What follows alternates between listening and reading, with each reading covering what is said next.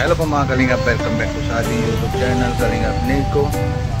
Ngayon po magkasama na po ako si Kuya Rap. Bible study na po kami dito.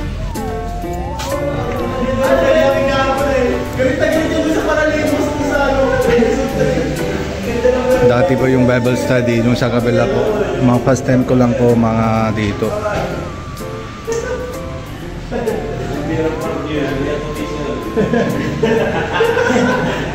Saya pick from din ka. Ang pogi. Pick from din lang nila sa Olives. Kunwari reklamo yung baboy niya. Kasama siya sa kasama niya? Oo. Ay!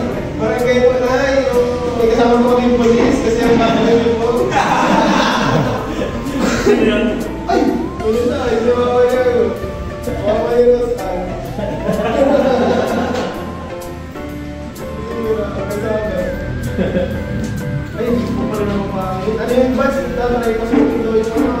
Ayan naman, late na si Floral.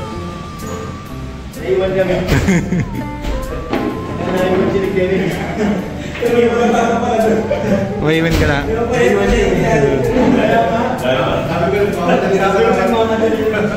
May mga palahingi. Ano? Yung dati? Yung paano nagtatlo tayo? Oo. Yung mapa. Ano yung ganyan? Mataas. Bro, aso na challenge ko yung Robin. Kasi kailangan mataas eh. Mataas na magandang gili-gili.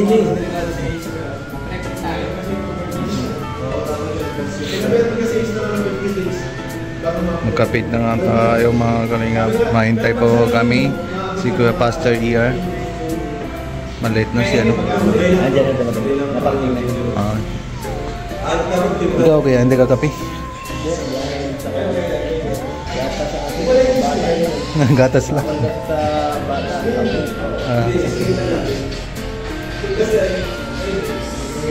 Andyan na si Paz. Dito na po si Paz. Parang ka sa sport lang siya, parang makastig lang. Dito na po si Pastor ER. Hello po.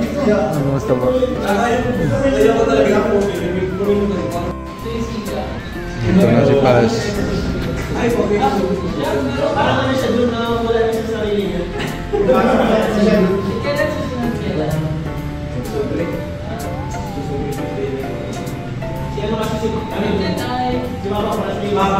May trauma sa mga bata na nangilimos ko rin. May trauma sa mga bata na nangilimos. Muntik na bugbugin si Mr. G. Galit na galit yung guys naman siya eh.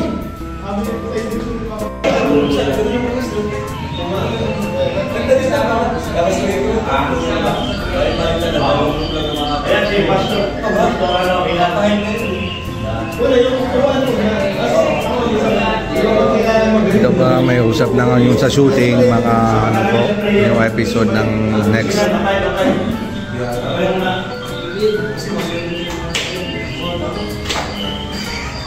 Mandating ng si David. Alam sa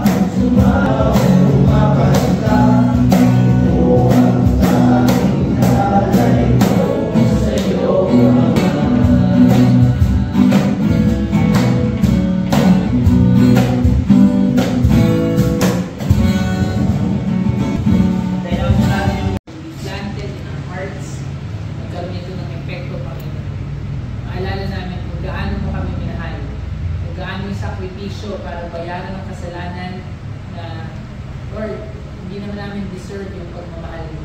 Pero ikaw, minahal mo kami, Lord God, na lubos-lubusan, Panginoon. Todo-todo.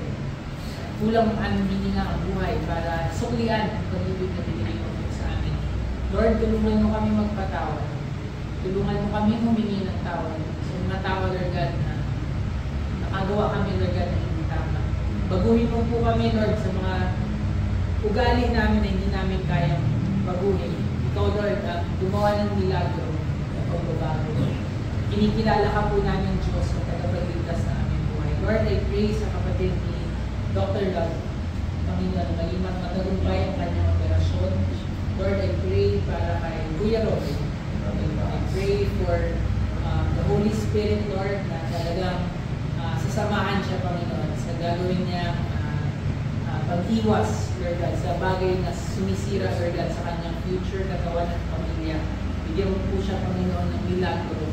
Lord, I pray for a miracle, Lord God, para kay Brother Pacas, Panginoon, sa Lord, extension of life. I pray kung ito po ay inyong kalooban, hinihingi po namin ang kagalingan para sa kanya, comfort, Panginoon, at Lord God, kagaanan, Panginoon, kapayapaan, para Lord sa kanyang pamilya na dumadaan, Lord God, sa matindi, Lord God, sa mga panahon. And I pray, Lord, for your protection sa buong team, Lord, na araw-araw bumibiyahe sa bahay. Hinihingi ko po, Panginoon, sa maiksing buhay na meron kami. Hindi namin alam kung ano. Pero Lord, huwag namin itong sayangin at magmahal kami ng katulad ni Cristo. Ito po aming dalangin sa pangalan ni Jesus. Amen. Tapos na po yung Bible study. Pag-usapan, buong linggo, sinisipin niyo po yan. Yung unang live, yung love. Next week, Wednesday. Wednesday ulit next week. Maganda po yung topic na yun sa Bible.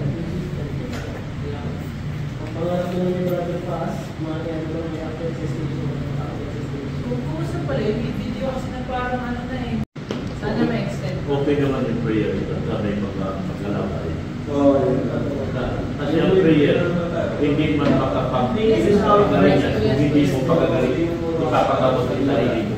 Kasi yung mga doktor, yung mga ginamit ng Diyos para pagaling. Yung ginagawa kasi ng Brother Pastor, doon na lang siya kumakapit kasi wala na siyang pera. Yun nga lang. Pareho siya kapatid ko yun. Nakit niya. Ganit pa. Pareho siya kapatid ko yan. Mas malala na yung kapatid ko. Mas malala po eh. Di ba sa rin yung Brother Pastor? Stage 1 lang siya, kung tutusin, galing niya. Kung ano rin, kasi yung bukol niya sa atay, kung putulin yun, sa bituka, kunyari may bukol dito sa bituka na ito, putulin niya, tapos dudugtungan sa ulit. Dahil yan sa... Pero yung kapatid mo, kumakain. Wala kasi kumain. Ang problema naman sa kanya, bleeding yung kanyang bituka. So, kailangan siya salina na dito para mag-normal ulit na. Kasi 60-40 lang dito eh. 90-60. Kailangan ilagay sa about 20 over 20 ulit. Over 80 para ma-endoscopy pa siya. Mahaba pa yun sa amin. Mahaba pa. Dapat Kaya, yun yung virus na pumasok na dito. Pag hindi maalis siya, alis na siya. Puputulin yun eh.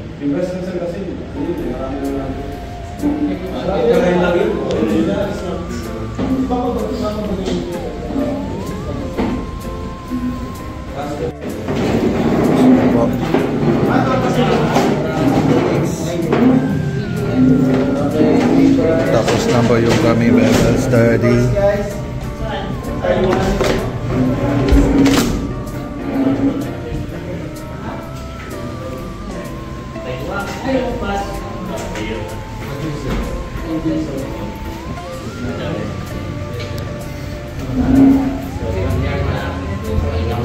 Tama yan? Pagod din.